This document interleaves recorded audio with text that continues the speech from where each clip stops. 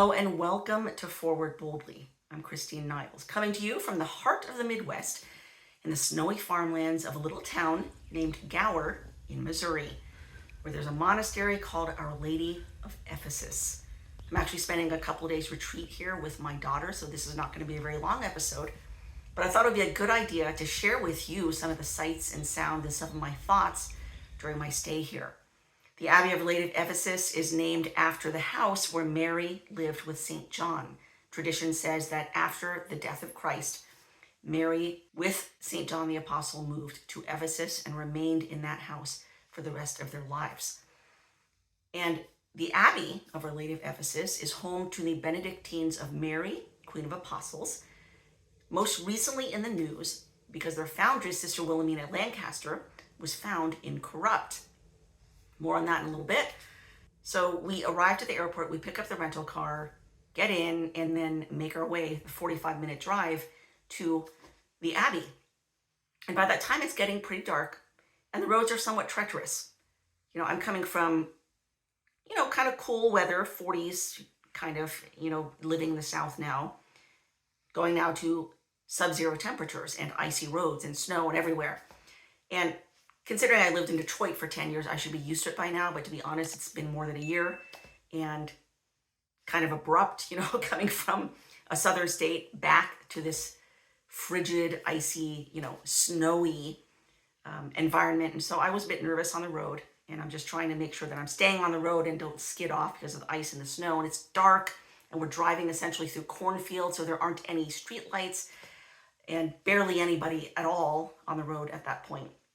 And so we were so grateful that after 45 minutes on these sort of treacherous, dark, icy roads, we finally make it to the driveway of the monastery.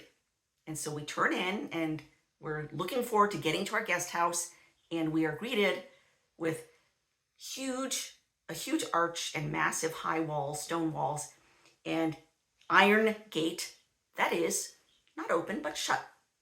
The gates were shut. And there was no way to get in touch with the mother house because they don't leave their number on their website. Okay, they're a monastic community, so they don't want to be getting phone calls from the public. Understandable. The only other way I was corresponding with them was through email. But by that point, it's almost 8 p.m. They're not checking their emails at that point, okay? They're monastic nuns. They're cloistered. They're not on the internet. And they didn't have an intercom system at the gate, so I didn't quite know what to do. So, of course, my daughter and I pray an Ave Maria, seeking some guidance, hoping and praying that maybe they'll see our headlights from the house way, way, way, way down the road. Maybe they will. But at that point, I'm beginning to think, okay, I don't think anyone's coming to the gate. I went out, I looked, I tried to push the gate. It's completely shut. And so I start looking on my phone for nearby hotels.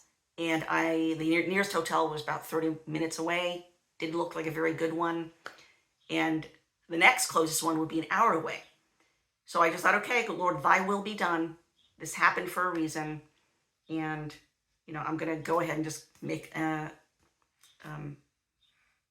reservation at this particular hotel. Just about to pick up my phone to make that phone call. And then my daughter says, Mom, look, there's a sister. I'm like, what? What are you talking about? Where? I don't see anything. And she's like, look, there's a sister. And I look way down the snowy driveway in the dark. And I see a black habited nun walking through the snow towards us. And then the huge gates start to open very slowly. And at that point, my daughter and I say an Ave Maria and thanksgiving that our prayers were answered and that one of the nuns saw us. We drive in, we say hello to the sister who then gives us directions, very cheerful and very smiley. And she gave us directions to the guest house. And so, of course, that's where we stayed for the night. It's a beautiful little guest house called St. Joseph Guest House, and comfortable and beautiful, and, 2 little rooms for the south wing of the house, and, a little bed and a little desk and privacy and holy images everywhere. We just love it. It's just a little walk down from the Abbey. So I sleep, wake up, and I just happened to wake up a few minutes before the nuns were going to pray Lauds, which is morning prayer. And I'm rushing to put all my clothes on because you got to put a lot of stuff on in order to get out into the -12 degree weather. So I'm rushing to put it on.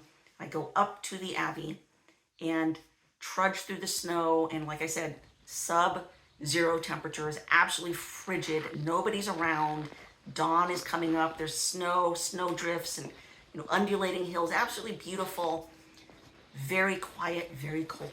I walk up to the huge doors, open them up, and immediately my senses are hit with the absolutely heavenly voices of the nuns chanting their morning prayer.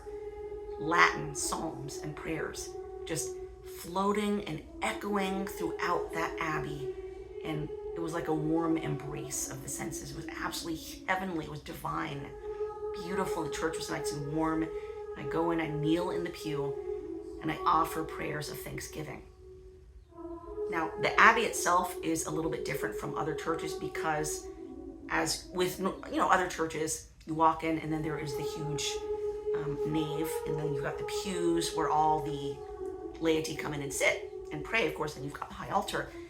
In this Abbey, the main part of the church is reserved for the choir, for the nuns, and that's where the nuns come and pray multiple times a day. They pray their divine office, they have adoration and benediction, they pray the rosary. So the main part of the church is reserved for the nuns.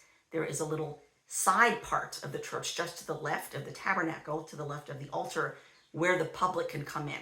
So they do have, parts of their liturgy are public, and of course they have their daily mass, which is open to the public. And so that's where I'm kneeling and just taking in, soaking in the absolutely divine voices, the chanting of the nuns, and looking around this beautiful church. Now, the nuns, many of you know who they are. They're actually quite famous for their CDs, for their music. I have a number of their CDs. Beautiful, absolutely beautiful Catholic hymns, some of them in Latin, some in English, but they're known for their voices.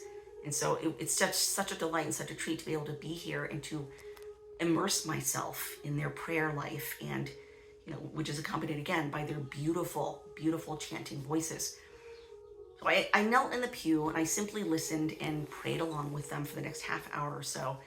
So grateful for the chance to leave the world, at least for a few moments, and lift my mind and heart and soul to God, concentrating on the things not of this world, but of the otherworldly, the eternal, the immortal, the only things that truly matter. So I mentioned the foundress, Sister Wilhelmina, being found incorrupt. And I was able to see her body, which is here in Gower, Missouri, and pray next to her incorrupt body at the Abbey. Now she's enclosed behind a glass case under a side altar.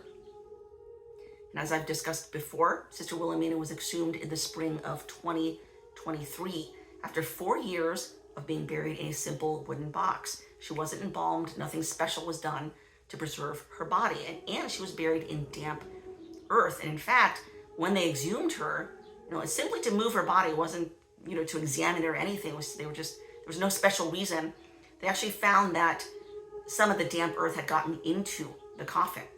But let me play a short clip of their reaction when they first found her body after they exhumed her. It's the custom in many places to have the foundress of a community to be buried in the Mother House chapel. So we thought it would be fitting to exhume her. So when we discovered the coffin, we were surprised to see that it was very much intact. As we were trying to clear away the dirt, I said to Mother Abbess, maybe try looking at the feet first. So she took a flashlight and she shone the flashlight into the crack, and she screamed. I have never heard her scream like that. I don't think I ever will. She screamed at the top of her lungs and said, "I see a foot." And so she handed me the flashlight, and I looked in, and sure enough, there was a foot just as full and beautiful as the day we buried her. You could even see the brand name of the sock. You could see Hanes written on the socked foot. In fact, sisters were going up and kind of pinching her toe, and it just felt like a real live toe. It was squishy. And what is amazing is that not only was her body still fresh and moist, her habit in which she had been buried was pristine. And, the lining of the coffin was made from the same material as her habit. That lining had been completely disintegrated after 4 years. But her habit, her beautiful, beautiful, glorious black and white Benedictine habit, which was sanctified by her many years of fidelity and faithful service to God, it was pristine. It was pristine. It was beautiful. It was like new. And so she is lying now in that habit in her glass case. And what else is neat is they also have her veil on display, but you can actually touch her veil. They've opened the glass case and the public can come touch her veil. And so I decided, you know what? If she's a saint, which I think she probably is, then that means that anything that I touch to this veil becomes a third-class relic. So I went ahead and touched my rosary to it. I went to the gift shop, which has very many beautiful items, by the way, and many things handcrafted by the nuns at an extremely reasonable price. We bought a bunch of things from the gift shop, medals, rosary, crucifix, and we went and touched them to her veil. So now, if she's a saint, I think she is, then we have a number of third-class relics, which is very neat. But I actually interviewed one of the sisters a few years ago in a prior episode of Forward Boldly. If you want more details on her life and death, please watch that interview because it's very interesting. It's called The New Incorruptible. I re-aired it in August 2024. And I just want to play a short clip from that episode. St. Teresa of Avila once said, "God save us from gloomy saints." And I've seen a couple of interviews and videos and things about Sister Wilhelmina, and she seems to have been the exact opposite of a gloomy saint. Some people described her as very spunky, lovable. There was one video I watched that was so cute where she was very advanced at this point, but she was singing a song that was based on My Fair Lady's Wouldn't It Be Loverly? It was so cute. It was really cute. All I want is a room downstairs, far away from the noise upstairs, with one enormous chair, oh lovely to be elderly. Lots of free time and lots of snacks, lots of poetry and lots of naps, with Gatorade on tap, oh lovely to be elderly. And I thought, wow, she must have been a lot of fun to be around. She was very spunky and animated. I remember Sister Scholastica, one of the seniors at the Abbey, recalling her breaking out into a spontaneous tap dance while she was doing the dishes one day. She just had a very lively personality. Isn't that so wonderful? I mean, I think it's so important to have humor, goodwill, a positive attitude, and even laughter in our daily lives. And that counts for families, but also I think for religious orders and even monastic communities. And we have this idea of monastic communities, I think, as very stern and very severe and very serious and intimidating and maybe even dour. But that's not how Sister Wilhelmina lived her life. And it's not the tone that she set for her order. I think she had a beautiful example of simplicity, humility. Even though she suffered in her life, she still had an attitude of abiding peace and joy and even laughter, humor that she shared with others. And I think that's absolutely wonderful. I think it's necessary, not just in family life, but like I said, in religious life as well. I mean, if you come across a Catholic or a religious community that is just, it's dour, and very serious and lacking in humor or any sort of lightheartedness, you just kind of want to stay away from that, because that's not how it's supposed to be. Yes, there's suffering in this world. Yes, there's evil. Yes, there's a lot to be angry about and upset about. But there's a tremendous amount to celebrate as well. There's so much to be grateful for. As I get older, I am more and more grateful for the little things. Just being able to wake up in the morning in health, with my loved ones around me, things that I used to take for granted when I was younger. I don't take that for granted anymore. Just the very gift of life itself, being able to wake up and to live in this world that God created and to breathe and to do the work that God has set before you with a joyful and grateful demeanor. Even in the midst of suffering, yes, and believe me, I understand, I get it. I've been through plenty of my own. But when you have Christ in your soul and you're close to him, he gives you a deep and abiding peace. And yes, even a joy in the midst of difficulties and trials and burdens. Why? Because we know that he has us in the palm of his hand. we know that he is ultimately in control. And the more that we believe that, and the more that we trust him and surrender all things to him, the more at peace we can be, the more joyful we can be. And that's one of the examples of the monastic life, is that they set an example of radical trust in God. Radical trust in God. For instance, the guest house, they don't charge a fee for their guest house. They just ask for free will donations if you're able to give them. So some people give more, some people give less. But they trust that God will always provide for them no matter what. And he does. He does. In fact, he's provided so much, such abundance, that they're building, another daughter house. In fact, they have several now that they're building.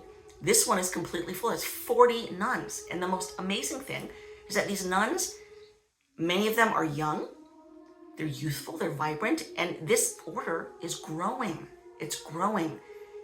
Yes, it's traditional. I think that's a big attraction, but it's not just because it's traditional.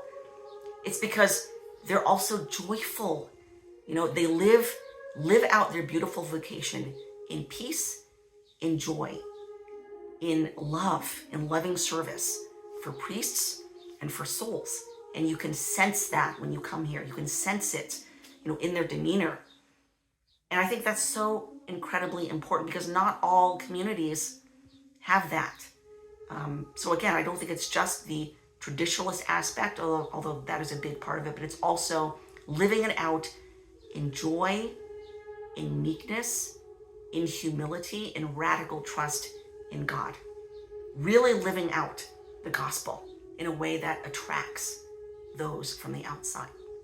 And really, all of us should try to do that as Catholics, as Christians. We should all try to do that. Whatever our state is in life, try to attract and draw others to the love of Christ by yourself being loving, by yourself being humble and kind and charitable, forbearing with other people's flaws, because you know very well you've got plenty of flaws of your own. I've got plenty of flaws of my own. And how forbearing and patient has God been with us? Extremely. Let's be honest, extremely. I'm talking about all of you listening, me, myself. The measure which you measure will be measured out to you. So however you treat others, it's going to come back to you. Okay? In the Eastern religions, they call it karma. But for us, it's simply, the golden rule: do unto others as you would have them do unto you. The measure which you use will be measured back to you. So be kind. If you wish others to be kind to you, be merciful if you wish others to be merciful to you. Just the basics of Christianity. One of the prayers that I pray daily, especially after Holy Communion, is this: O Jesus, meek and humble of heart, make our hearts like unto thine. I pray that 3 times in a row. And I encourage all of you to pray that as a daily prayer, because we can't really model Christ if we don't have meekness and humility like him. O Jesus, meek and humble of heart, make our hearts like unto thine. So returning to Sister Wilhelmina, she was actually quite remarkable. This was a woman who actually was a member of another religious order for more than 50 years, a different religious order for more than 50 years. And towards the end, she really struggled because she was seeing liberalizing tendencies in this order.